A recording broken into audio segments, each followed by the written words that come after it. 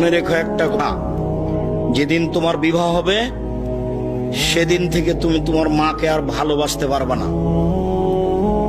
যেদিন বউ বাড়িতে আসবে সেদিনই তোমার মাকে আর তুমি ভালোবাসতে পারবে না। পরিস্থিতি তোমার উল্টে যাবে। দিন যত যাবে পরিবেশ তত জটিল হবে।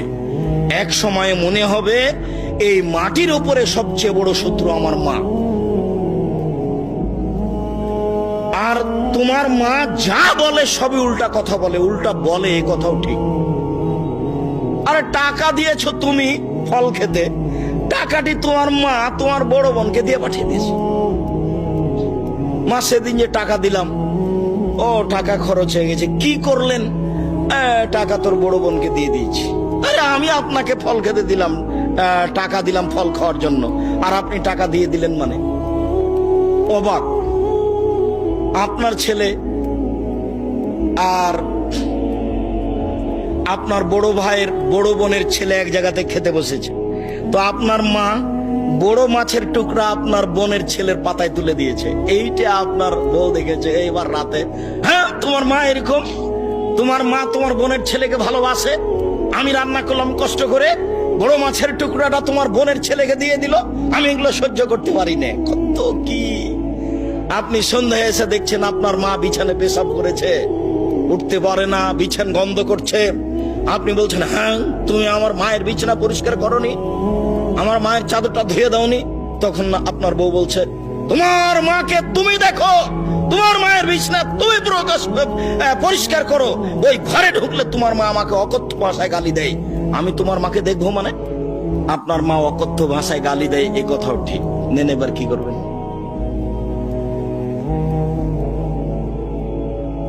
এত কিছু করার পরেও মা যে ঘরে থাকে সেই ঘরে তুমি জোরে হাঁটতে পাবা না। আমি বলিনি, আল্লাহ বলেছে। এত কিছু বলার পরে তোমার মা যে ঘরে থাকে সেই ঘরে তুমি জোর করে কথা বলতে পাবে না। ফালা তাকুল্লাহুমা উফফিন ওয়ালা তানহারহুমা, এই কথা বলতে পাবে না। আল্লাহ নিষেধ করে দিয়েছেন, এটা নগদ অর্থ। ঝাঁকি দিয়ে কথা বলতে পাবে না। হ্যাঁ, আপনি এই করলেন সেই করলেন, একবারে টোটালে নিষেধ, আল্লাহ বলে দিয়েছে। অফিজলাহুমা জানাহাজুল, হাত নিচু করে যেতে হবে। মনে পড়ে না একদিন দৃশ্য নকল করছিলাম, মনে পড়ার তো কথা যে রাজশাহীর মেয়র এসেছেন নওদাপাড়ায় আমচত্বরে, তো শাহ মকদুম থানার ওসি এইভাবে দাঁড়িয়েছেন, এইভাবে দাঁড়িয়ে বলছেন, স্যার এখন কি করব স্যার? তা আমি তো দৃশ্য দেখে অবাক হয়ে গেলাম। আমি তো পাশে বসেছিলাম সেদিন, যেটা ব্যাপার কি, এটাতে ছিল মায়ের জন্য, এইটা কি করে মেয়র পেল? এটা তো মায়ের জন্য ছিল, কিভাবে এখানে চলে আসলো? অথচ মায়ের সামনে এভাবে যাওয়ার কথা আল্লাহ বলছে।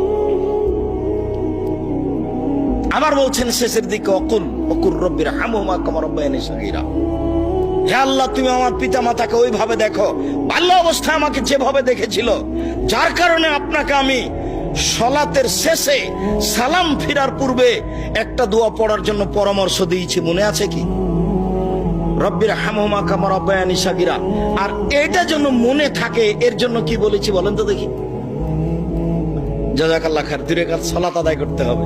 2 রাকাত সালাত আদায় করে আল্লাহকে বলতে হবে, আল্লাহ তুমি আমাকে এই দোয়াটা বলার তৌফিক দান করো, আমি যেন না ভুলি।